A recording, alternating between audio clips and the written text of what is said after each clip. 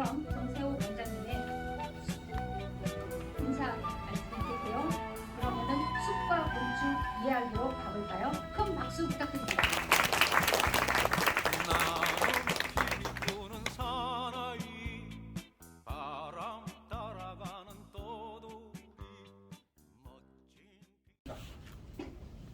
저 육성문 들립니까? 네. 그러면 무겁습니다, 되게.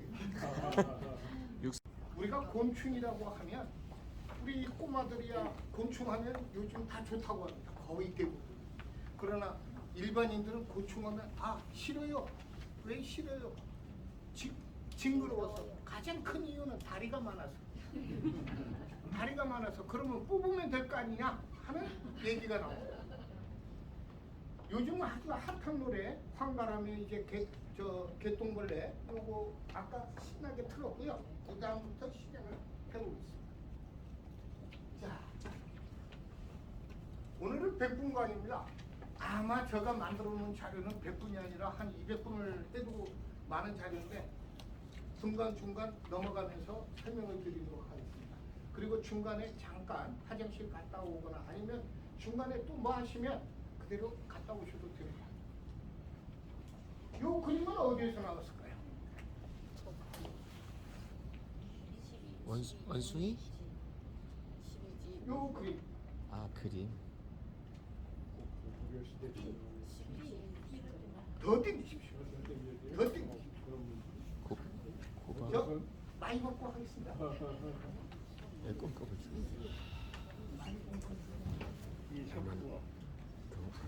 김유신이 모여서 12 이상의 토끼. 거기서 들은 게 꼭 요 토끼인데 이게 꼭 포충망 같았어요. 그래서 요 모습이죠. 요거는 이게 남사르 습지로 지정된 수문물변지 300고지 거기에서 찍어서 보고 요 사진은 아마 이 그림은 누가 그렸을까? 고바우? 고바우입니다. 김성한 작가의 고바우가 그려주는 겁니다. 저의 아주 그 곤충학계의 아주 대부였던 저를 처음 나비 쪽을 소개해줬던 이승로 선생님이라는 분이 계십니다. 한국의 접지라고 그 도감을 만드셨고 우리나라의 석주명 다음에 가시는 분이었습니다. 그분이 가지고 있는 그림을 저한테 요거를 넘겨주죠. 그래서 이게 포충망을 했는데 이 고바우 김성한 작가는 1955년부터 2000년도까지 네 컷이 만나러 유명했던 작품입니다.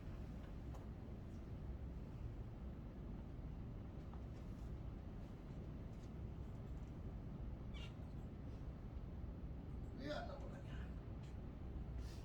저는 요즘 뭐 큰남 이야기 여기에 한 3분의 1은 우리 큰남 투어라는 것을 우리 박물관 협의회에서 주관해서 하는 게 있습니다.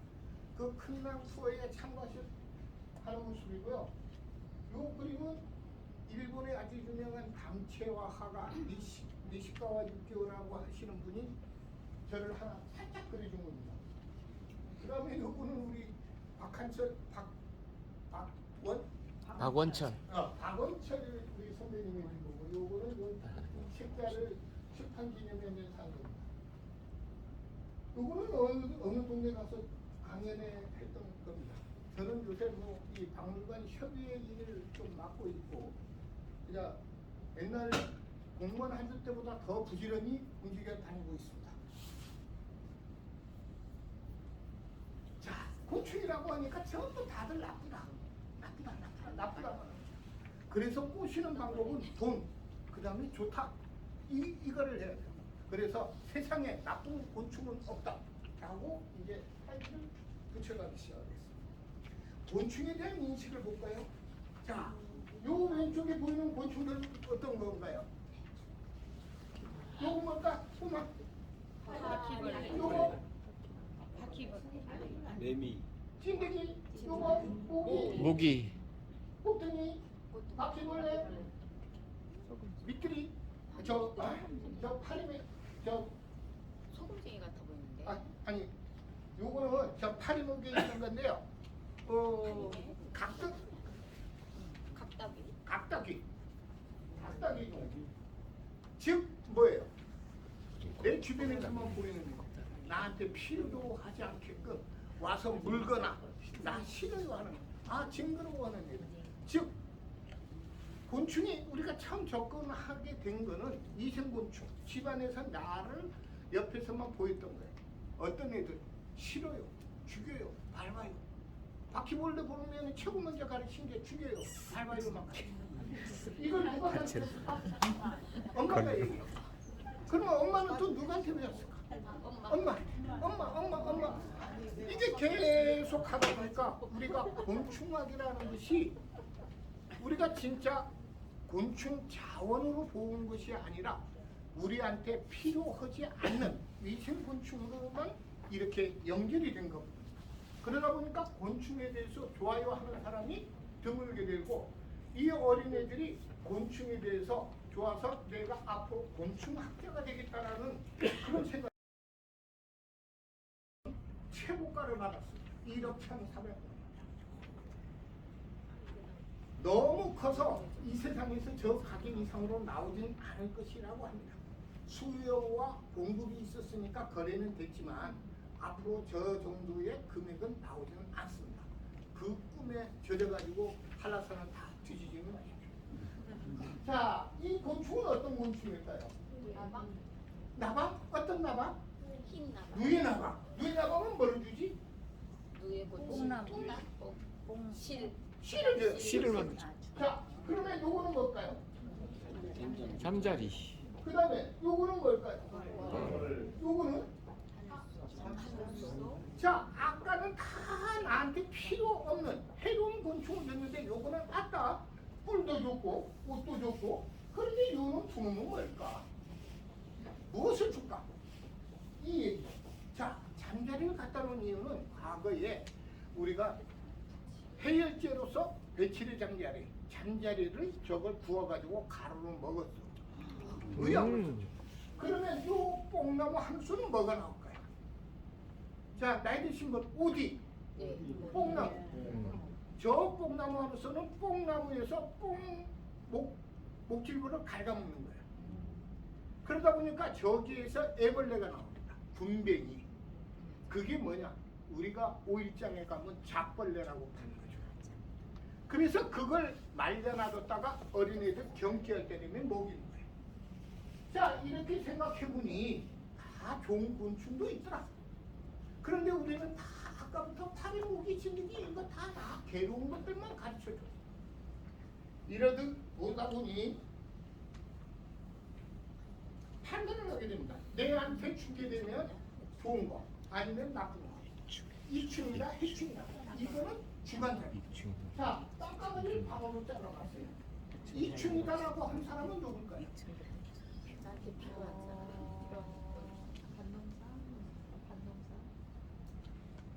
토양학자들은 아주 좋아합니다. 왜? 땅굴을 파고 들어가가지고 그 안에서 공기 순환을 하고 영양분 순환을 하고 하니까 되게 좋아하죠. 그런데 저걸 싫어하는 사람은 산림학자예요. 쟤가 뭐를 공격하냐? 나무 뿌리를 공격하냐. 그러니까 이 땅강아지를 가지고 나서도 한 사람은 이충이고 한 사람은 해충이다. 즉 내가 내 주관에 따라서 좋다 나쁘다라고 판단을 해버려요. 우리가 이 땅강아지를 서귀포 쪽에서는 하늘강아지라고 불러요. 서귀포에서 오신 분 하늘강아지라고 하셨습니까? 어느 동네 거? 부자 쪽에 가면은 나무는 외충인데야. 우리 동네 서귀포 쪽은 저걸 하늘강아지. 부자 가면은 하늘 강아지래 나는데. 네? 부자 동네 가면은. 아니 남원은 또 저 우리 시내리 외충 동네 거기도 저거 하늘강아지 됩니다. 우리 땅강아지. 무사 하늘강아지 되는 수. 나르니까 예? 날라다니니까. 날아다녀서 날개가 조금 있으라. 하늘 강아지 나오면 비 오니까. 예? 하늘에 비 오니까. 하늘에서 비 오면 어떤 날? 걔나 자기 보고 저희 하늘 나타나면은 강아지. 비가 와요. 아니 잘 얘기해보소. 답이 빠져나와. 선물 하나 드리겠습니다. 진짜로 말을 잘 하시면 제가 선물 하나 드리겠습니다. 어떻게 설명을 하면은 재밌지?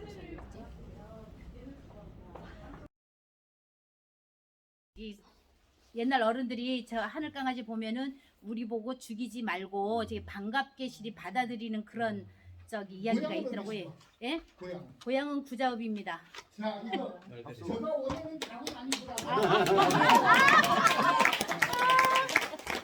제가 사인은 이따가 쉬는 시간에 해드리겠습니다. 아 예.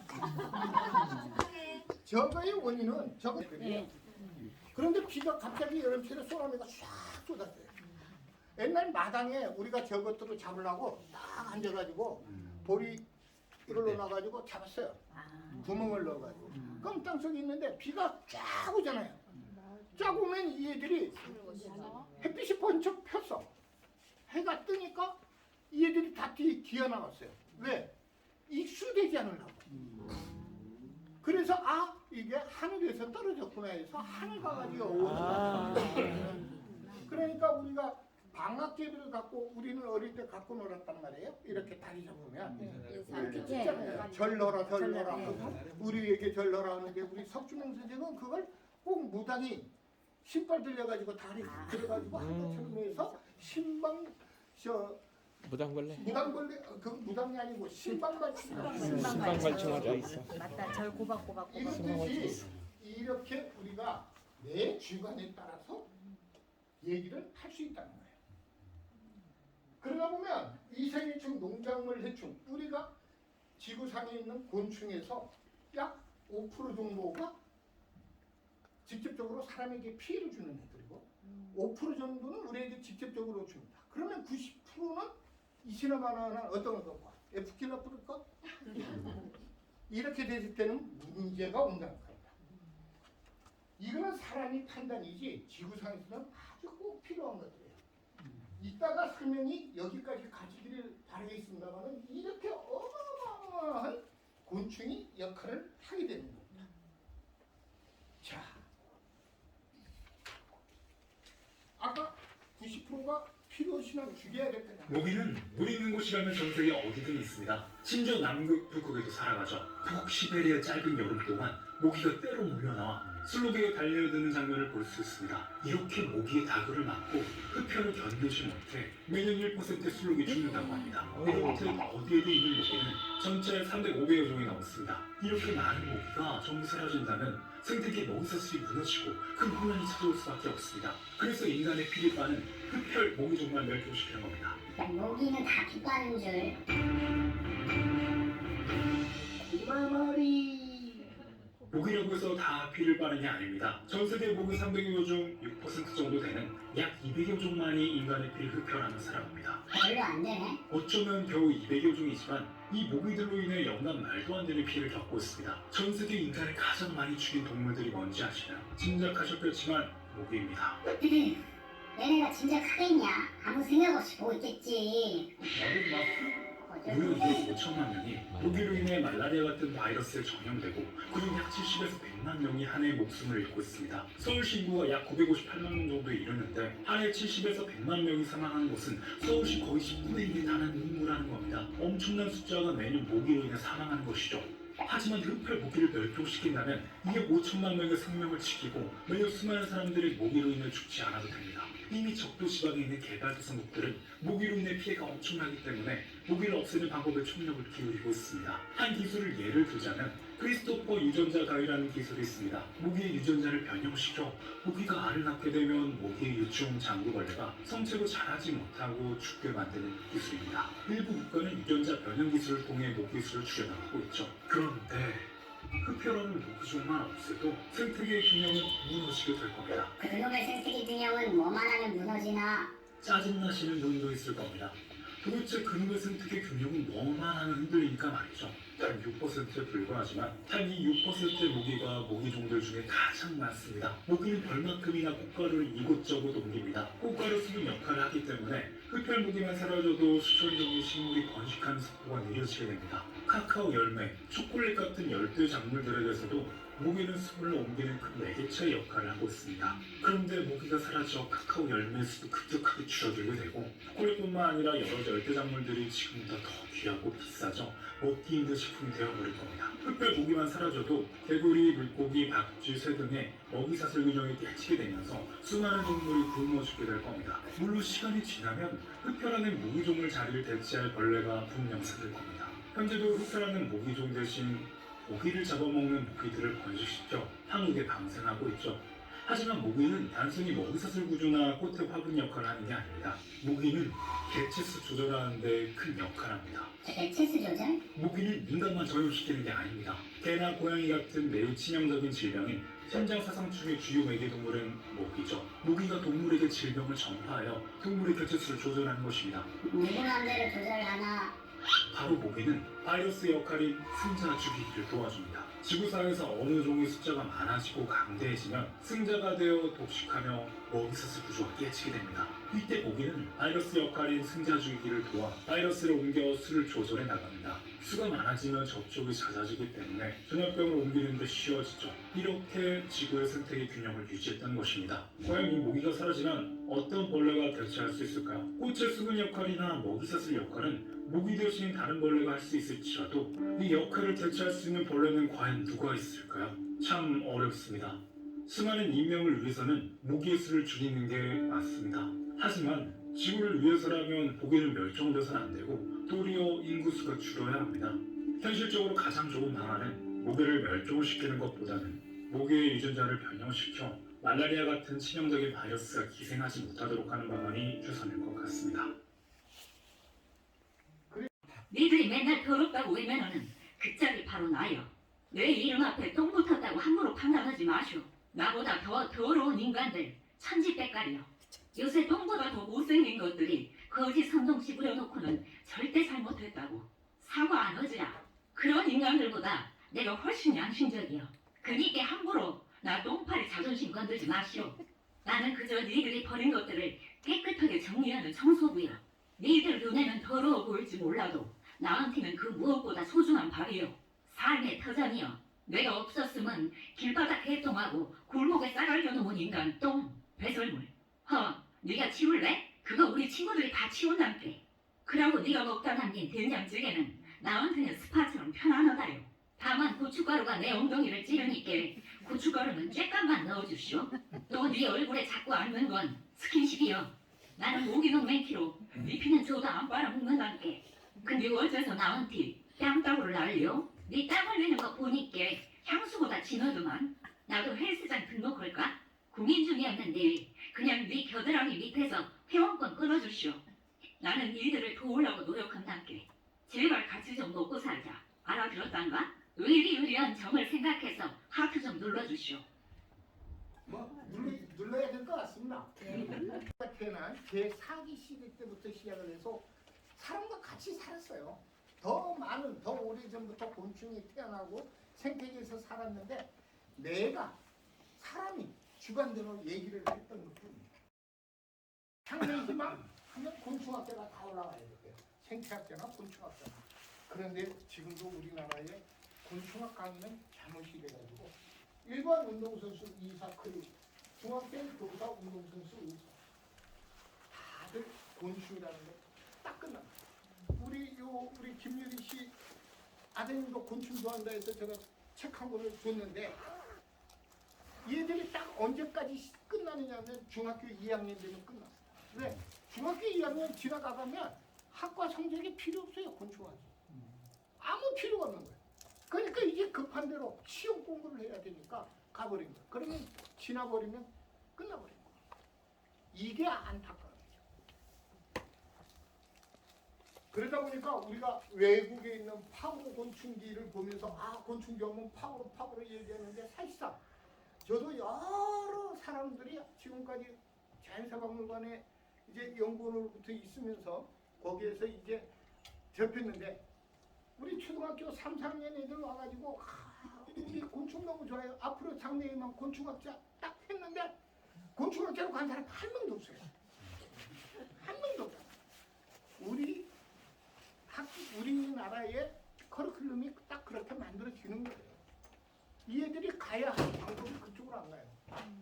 그러다 보면 가장 곤충학자 된 사람은 올라가다가 진짜로 어쩌다가 간 경우입니다. 어릴 때부터 곤충이 좋아서 내가 곤충학자 된 사람은 거의 요거는 뭘까요? 파리? 네? 소변기.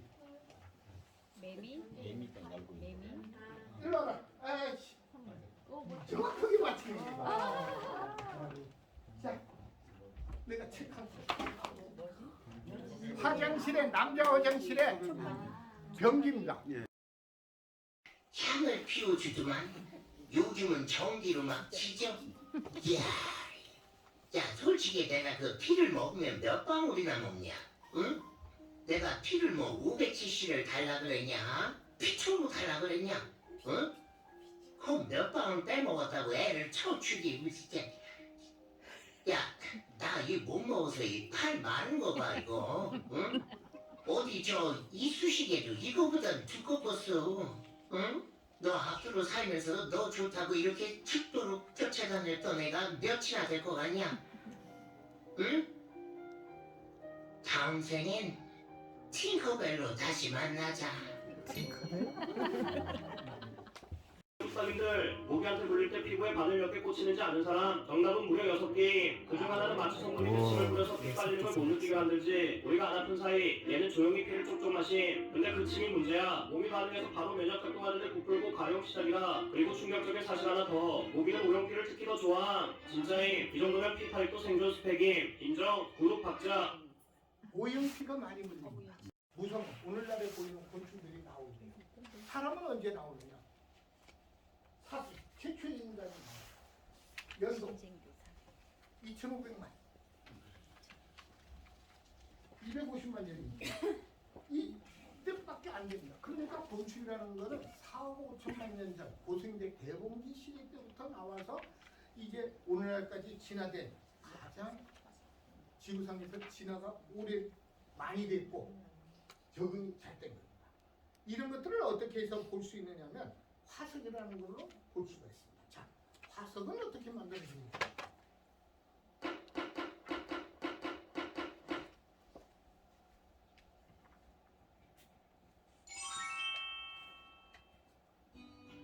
화석이란 과거에 살았던 생물의 흔적이 자연적인 다양한 방법에 의해 보존된 것을 말하며 생명체의 유해 전체 또는 일부가 보존된 체화석부터 생명체 자체는 아니지만 생명체가 먹고 배설하고 머물며 이동한 흔적이 있는 생은화석까지 모두 화석으로 포함됩니다.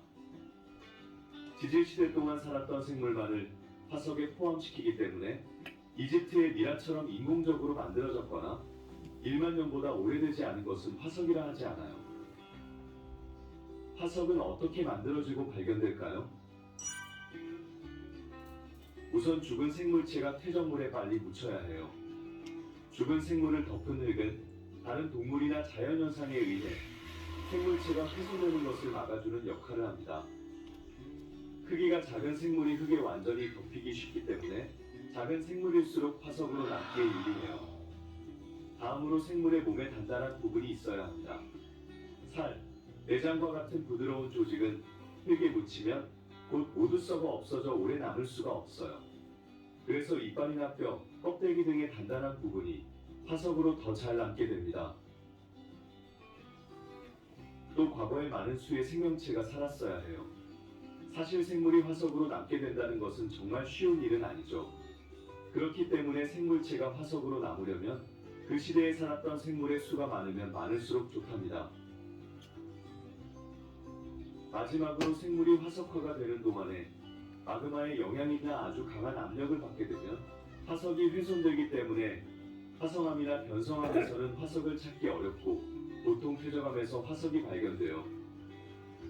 발자국이나 피부 자국 같은 흔적은 유해와는 조금 다른 과정을 거쳐 화석이 됩니다. 저 사계리에서 나오잖아요. 진흙땅에 생물의 발자국이나 피부 자국이 찍힌 후 땅이 마르면 그 형태가 그대로 남겨져요.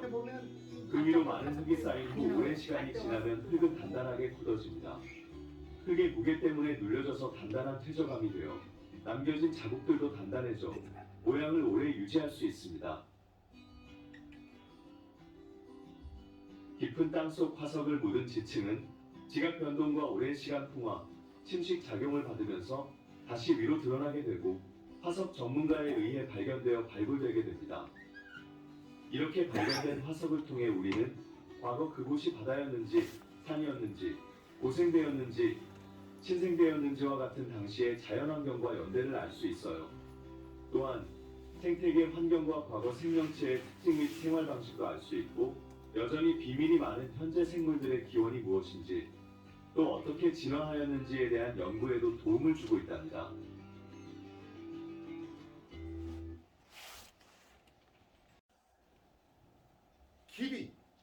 길이만 성장한다. 넓이까지 성장을 한다. 이 차이에서 초본하고 목본, 풀하고 나무로 나눠집니다. 동물은 날개가 있다 없다. 하다가 피를 완전 뽑아버리면 쟤들이 죽으니까 적당히 뽑아서 돌려주면 쟤들이 번식이 제대로 안 돼요. 그래서 요즘 말로는 쟤들한테 학대를 가한다 해가지고 새로운 대체 물질을 만들어내가지고 지금 쓰고 있는 시점입니다. 저거 맨 처음에 볼 때 저희들 깜짝 놀랐습니다. 저 자연사박물관에 있을 때인데 저거 이제 그 초등학교 선생님이 이 토요일날 학생들 데리고 그 서부도 쪽에 답사를 했는데 중국 배에서 나온 걸 갖고 왔다. 그래서 두 마리를 저희들이 전시를 했어요. 그 다음에 각각 쪽은 우리가 말로는 요거 뭐 콩벌레, 쥐메르기, 요거 갯강구, 바닷가에 가보면 많이 보이는 쪽. 요 종류들이 이제 나와갑니다. 요게 이제 가장 큰 거였고요. 요새 제주도에 요것이 문제가 되고 있죠. 게나 새우 같은 갑각류는 전 세계 해양 생물의 70% 이상을 차지할 정도로 해양 생태계에 미치는 영향이 상당합니다. 하지만 제주에서는 그동안 관련 조사나 연구가 제대로 이루어지지 못했습니다.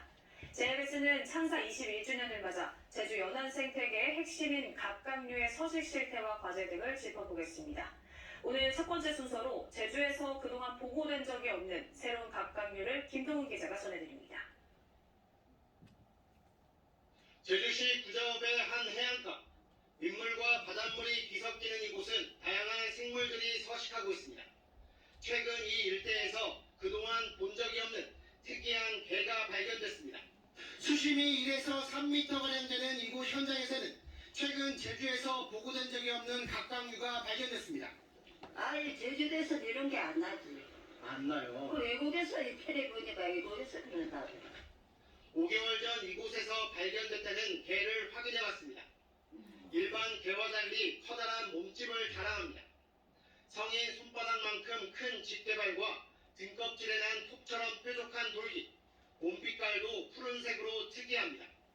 청개로도 불리는 톱날 꽃게입니다. 국내에서는 주로 낙동강 하구와 거제도에서만 발견됐는데 제주에서 서식이 확인된 건 이번이 처음입니다. 필리핀, 인도네시아 등 동남아 열대 염습지에서는 워드크랩으로 불리기도 합니다. 부산 경남에서 발견된 적이 있고 이게 유입 경로는 인도네시아에서 목재가 수입될 때 왔다는 설이 가장 유력합니다. 근데 이게 부산 경남 말고 제주 지역에서 발견된 거는 이번이 처음입니다. 제주에서 처음 톱날 꽃게가 확인. 이런 문제가 나오는 이유들은 뭐 요즘 말로는 그 원인으로 분석됩니다. JIBS 권민지 기자가 취재했습니다. 낚싯대에 수천 마리의 곤충대가 쉴 새 없이 날아듭니다. 6월달에 와 어떻게 이거? 낚시하는 사람의 몸에도 가득 달라붙어 있습니다. 아열대성 된장 잠자리입니다. 잠자리대의 갑작스러운 공습은 무려 3시간 넘게 이어졌습니다. 한동안 해가지고 배 전체를 다 덮을 정도예요. 그래가지고 막 죽이 거두고 뭐 거의 조업을 못할 정도로. 된장 잠자리는 동남아시아 지역에서 날아온 뒤 우리나라를 지나 일본 규슈 지역까지 이동하는데 모기나 파리 등을 잡아먹어 입충으로 분류됩니다. 된장 잠자리대 출몰은 이번뿐만이 아닙니다. 제주에선 지난해 9월에도 수천 마리의 된장 잠자리대가 낚싯배를 붙였습니다. 당시는 김영항 인근에서 확인됐고 이번에는 수십 킬로미터 떨어진 수월봉 인근에서 관찰됐습니다. 자, 오다가 지치니까 들어와야 되고 또 여기로 오다 보면 우리 온 동네 다 해야 되는데 이건 어떻게 할 것이냐 고민덩어리라는 거죠. 이 잠자리에 이런 본능 때문이죠. 우도 가서 조사를 했을 때 이게 갑자기 제가 서귀포의 한 사찰입니다. 30년 했는데 처음 사찰 곳곳이 시커멓게 무언가로 뒤덮여 있습니다. 딱 가까이 들어가서 4일 만에 가봤습니다. 연락이 모두 왔어요. 죽은 벌레들입니다. 손톱 크기밖에 되지 않지만 수만 마리가 넘을 정도로 워낙 양이 많아 마치 갈색모래를 뿌려놓은 듯합니다. 이렇게 곳곳에 벌레 사체들로 뒤덮여 있는데요. 불쾌한 악취까지 나고 있는 상황입니다. 이곳에 벌레들이 나타나기 시작한 건 일주일 전쯤. 매일 저녁 때만 되면 이 벌레떼가 몰려들어 일상생활이 불가능할 정도입니다. 무슨 벌떼가 날아 들어오는 것 같이 사람 몸에 많이 달라붙고 떨어진 것을 보면 그 벌레 사체 위에 사체가 쌓일 정도로 그러니까 하루 양이 어느 정도냐면 바켓으로 한 3개 정도. 조사 결과 이 벌레는 바가지 촉각풍뎅이로 추정되고 있습니다. 지난해부터 전국적으로 집단 발생이 보고됐는데 이렇게 대규모로 확인된 건 이번이 처음입니다. 그러니까 그 다음에 번데기는 확실하게 틀린 거죠. 이걸 분류에 우리가 분류학자에서는 정확하게 나눠져 있는 것을 이걸 모르니까 매미 어린 벌레를 갖다 놓고 군뱅이라고 얘기를 하는데 전혀 잘못된 거예요. 우리가 먹는 것은 딱정벌레 쪽이나 아니면 나비 쪽 이쪽에서 있는 애벌레 요 단계를 다 군뱅이라고 칭하는 것입니다. 그 차이점이다. 그러면 동굴에 사는 애들은 혼돈이 있다 없다? 없다.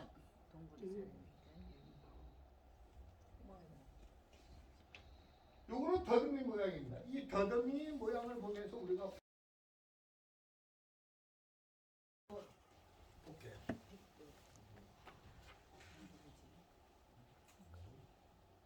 약 100도에 가까운 액체를 품는 곤충 알고 계시나요? 포식자 사마귀가 공격하자 몸을 낮춘 곤충 한 마리가 액체 가스를 분사하며 반격합니다. 이 곤충은 폭탄먼지벌레로 불리는 딱정벌레의 일종입니다. 평소에는 일반 곤충과 다를 것이 없지만 위협을 받으면 몸속에 저장한 2가지 화학물질을 순간적으로 섞어 약 100도에 가까운 고온의 액체를 폭발적으로 분사합니다. 심지어 자신보다 훨씬 큰 포식자 입에 들어가도 체내에서 고온의 화학물질을 방출해 삼키는 것을 포기하게 만들 수 있습니다. 폭탄먼지벌레는 고온 화학물질 분사라는 독특한 생리적 방어 전략을 통해 최상위 곤충 포식자들로부터 생존 확률을 높이는 대표적인 곤충입니다. 자, 이 다양한 모습으로 가는데요. 이거는 시간이 없어서 넘기도록 하겠습니다. 의사소통. 뭐 요새 많이 나온 게 페로몬입니다. 그 다음에 울음소리, 그 다음에 행동. 우리가 이 날씨 좋은 날, 비 오는 것 같은 날 작은 벌레들이 이렇게 하루살이 특징은 상하 운동을 합니다. 옆으로 펴지지 않습니다. 상하로 하는데 아 저놈들은 하루살이 오구나 그렇답니다. 그 다음에 반딧불 이런 쪽이 하고요. 그 다음에 느티나무 같은 데 보면 이런 홍벌 있죠. 우리 지난번 큰낭에서 많이 봤죠. 조롱나무 뒤에 보면 조롱이 생기게 되는 것들이 이런 홍벌이나 진딧물들이 공격을 해서 자기 알을 거기에 넣기 때문입니다.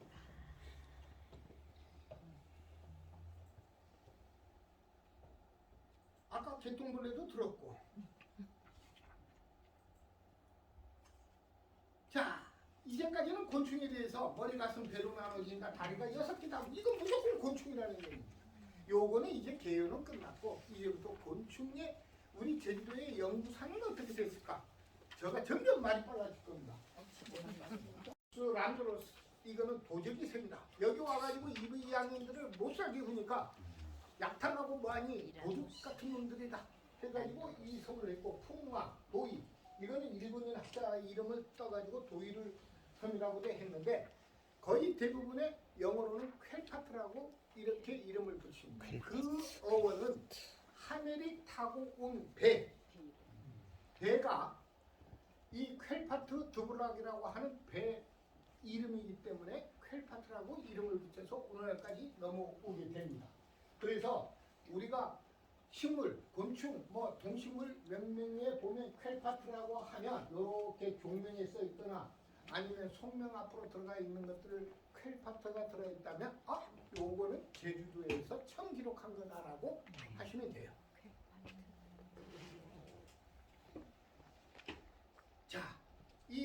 해안과 함일에 대한 역사적 기록을 한번 이것도 할 수 없다고 합니다. 이 영상 불가 내가 가파도 앞에 용머리 해안가로 들어왔다고 해서 거기를 했는데 삼방산 앞에 여러 가지 의견이 나옵니다. 그래서 우리 곤충의 대가였던 조국성 선생께서는 쾌파피의 어원을 하멜이 도착한 것이 가파도인데 그 가파도에서 여기 어디냐 하니까 카파도에 나오는 걸 쓴 게 쾌파피라는데 그건 완전히 엉터리의 어원이었고 이 아까 하멜이 타고 온 상선이 그랬습니다. 하멜이 왔을 때 그거보다 더 앞서서 만난 분이 있습니다. 누굴까요? 이방인이 최초의 이방인이 있습니다. 아니 우리 제주 우리나라에서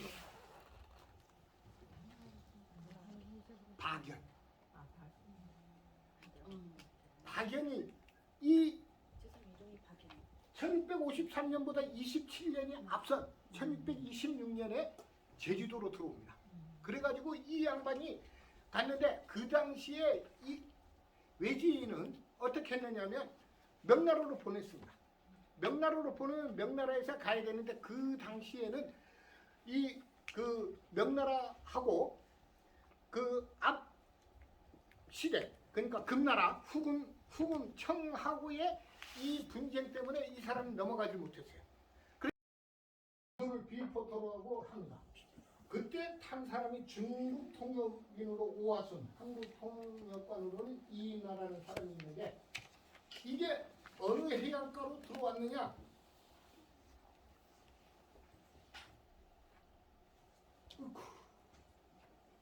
어디입니까? 우도 건벌레 해안가에 들어옵니다. 와가지고 무역을 하자 와서 식량을 하고 이리저리 하니까 그 당시에 제주 목사 권직은 깜짝 놀랐네요. 이 노릇을 어떻게 할 것이냐. 그래가지고 안 돼. 기술력 아니 이 사람들이 밖에서 기술이겠습니까? 들어와가지고 무단으로 들어오니 안 된다 된다 싸움 나고 하니까 잠깐 기다려 하는 사이에 이 사람들이 어디를 가느냐. 검은도로 가요. 그래서 우리나라 남해안 지도를 다 그리게 되고 제주도 해안 그 지도를 다 그려내게 되는 거예요. 여기에 지금 건벌레 해안가에 들어왔는데 여기는 또 인제라고 써놨네요. 이게 그대로 지금 나오는 건데 왜 인제가 저기에 또 나오냐? 인제가 이제 인데 너는 중용을 100번을 읽어야 된다. 그래야 사람 새끼 될 거요. 라고 얘기하는데 이 사람 60번 딱 읽고는 속세가 나를 버리는데 속세는 나를 안 버리는데 나가 속세를 버리고 떠나노라 해가지고 나가서 과거 갖고 이 뭐 여러 사람들이 얘기했지만 이 사람 얘기대로 했다면 한 것보다는 우리가 저 당시에 개방을 하고 이리저리 했으면 더 어떤 일본이 네덜란드와 교류를 하면서 더이 부산으로 들어오는 배가 있었죠.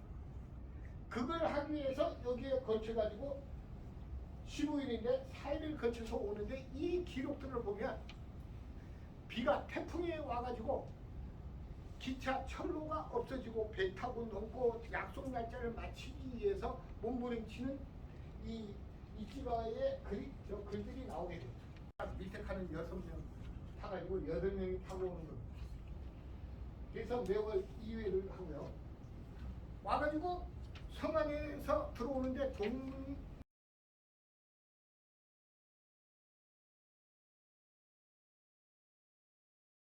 바로잡고 현재 대한민국에 서식하는 나비들의 한국 명칭을 모두 지어주었다. 그러나 6.25 전쟁의 참상으로 인해 석준영은 북한군으로 몰려 조사를 받고 영구 기록이 소실되는 등 어려움을 겪었다. 1950년 10월 6일 석준영은 국민과 afgan의 재건을 논의하는 회의에 참석하러 가는 중 국군에게 살해됐다.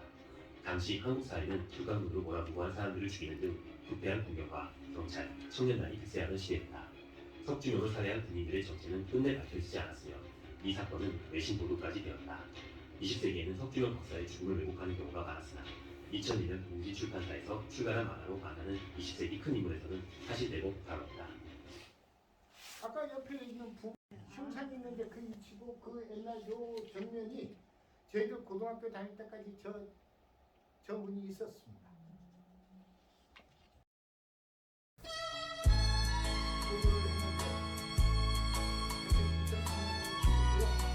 그해 그 다음 해에 58년 성인이 여성과